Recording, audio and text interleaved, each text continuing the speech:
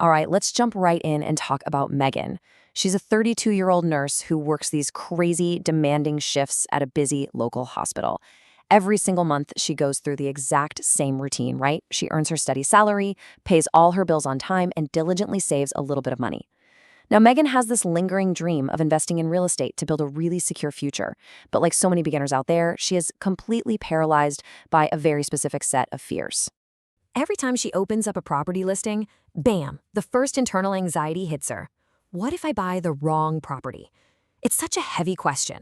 It's that gnawing feeling that just one wrong choice could leave her saddled with a leaky money pit, ruining her financial stability, and keeping her, and honestly so many other aspiring investors, from ever taking action. And then, of course, the next one sneaks up. What if property prices fall? The perceived threat of a total market crash is a massive deterrent. Megan works incredibly hard for her income, and the idea of buying an asset only to watch its value just plummet feels like a direct threat to her survival. And finally, the ultimate paralyzer. What if I literally lose all my savings? Okay, let's dive into this, because this explainer is going to show you exactly how Megan moved past these overwhelming what-ifs. The truth is, with inflation steadily eroding the purchasing power of our savings and the rising cost of living pushing more of us to seek passive income, this hesitation is incredibly common right now, but understanding it is the absolute first step to overcoming it. Let's get into section 1, the high cost of fear. So before we even touch mortgages or tenant screening, we have to explore this hesitation. The turning point for Megan actually came during a really long hospital shift. She got to chatting with an elderly patient who, as it turns out, had been a successful property investor for decades. After hearing all about her fears, he just smiled and gave her this incredible piece of advice. He said, "The biggest mistake beginners make isn't buying the wrong property. It's letting fear stop them from ever starting." Man, those words completely shifted her entire perspective on risk. To understand why that quote hit her so hard, we really have to look at why fear is just a natural response. Research from Her Money Path points out that for a lot of people, especially women, fear isn't about laziness or a lack of ambition. Not at all. Investing can feel like a direct threat to your safety, especially if you have a very limited margin for financial mistakes. Often this fear is tied to how we were socialized about money, and it sneakily disguises itself as responsibility and prudence. You tell yourself you're just being careful, when really, you're just avoiding the unknown. But here is the massive danger with that mindset. Prudence can absolutely protect you in the short term.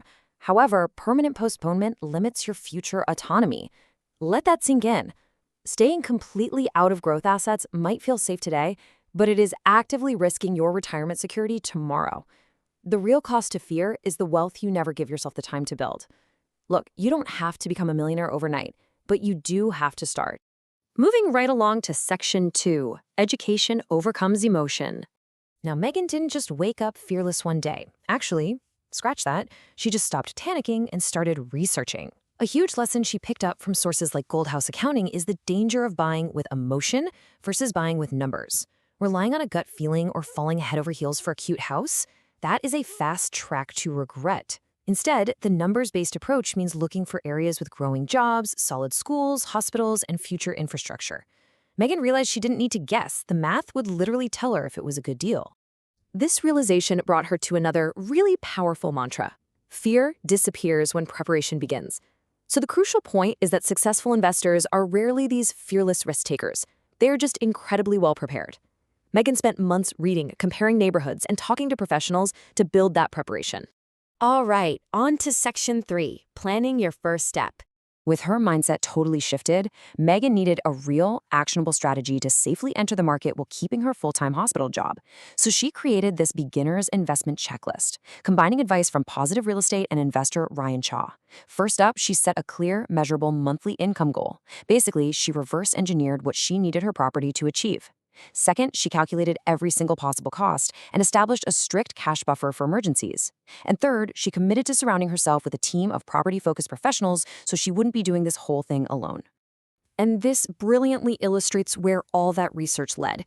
Megan didn't go out and buy a mansion. She bought a modest, one-bedroom apartment in a growing neighborhood right near public transportation and a brand new shopping center under construction. She focused entirely on the long-term fundamentals of the location, ensuring it would appeal to reliable renters, just like the young professional who eventually signed her first lease.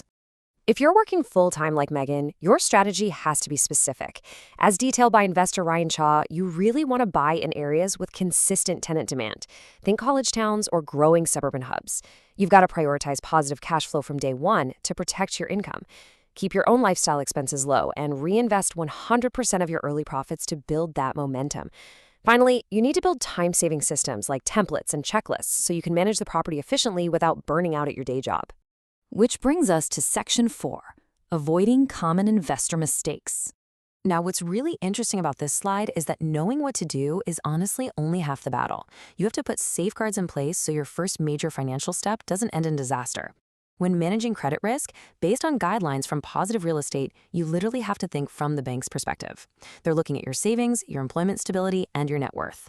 To protect yourself, keep a liquid cash buffer. And this is crucial. Don't cross-collateralize your loans. That means you keep the lender for your primary home completely separate from the lender for your investments. This ensures one bank doesn't control all your assets, keeping your whole portfolio flexible and safe.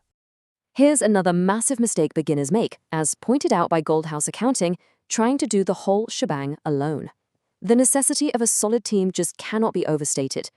Megan relied on experienced conveyancers, property-focused accountants, and trusted agents to review contracts and vet her tenants. Surrounding yourself with the right people is your ultimate safety net. And finally, Section 5, Taking Action with Confidence. So armed with a solid plan and a trusted team, the time came for Megan to actually sign the papers on that apartment. And yeah, for sure, she still had lingering nerves. But she utilized a really powerful concept from her money path called workable caution.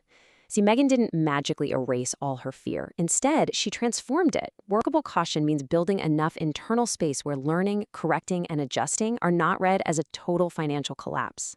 She knew that if a pipe broke or a tenant moved out, it wasn't the end of the world. It was just a problem to be solved using the systems and that cash buffer she had so carefully built. Fast forward a few years. Her property has gone up in value, providing steady cash flow. And a younger nurse at the hospital actually confesses to Megan that she is terrified of investing and failing. Megan shared this incredible, empowering advice. I had the same fear. I didn't succeed because I was fearless. I succeeded because I learned first, planned carefully, and then took one small step. Steady, informed action will absolutely always beat aggressive risk-taking. Today, Megan still works as a nurse because she loves helping people, but now she also has that rental income building her financial security in the background. So what does this all mean for us? The core lesson here is incredibly clear. You do not need to know absolutely everything before you begin. You don't need millions in the bank, and you certainly don't need to be completely free of fear. You simply need to begin your education, plan your numbers, and start when you are financially ready. That first property, as modest as it might be, could become the absolute foundation of your financial future. So, as we wrap up this explainer, I really want to leave you with a question to chew on. What is the one small step you will take today to begin your preparation? Whether it's reading a book, analyzing a new neighborhood, or setting a strict savings goal, your future autonomy is waiting for you to begin. Get out there, start preparing, and I'll catch you in the next one.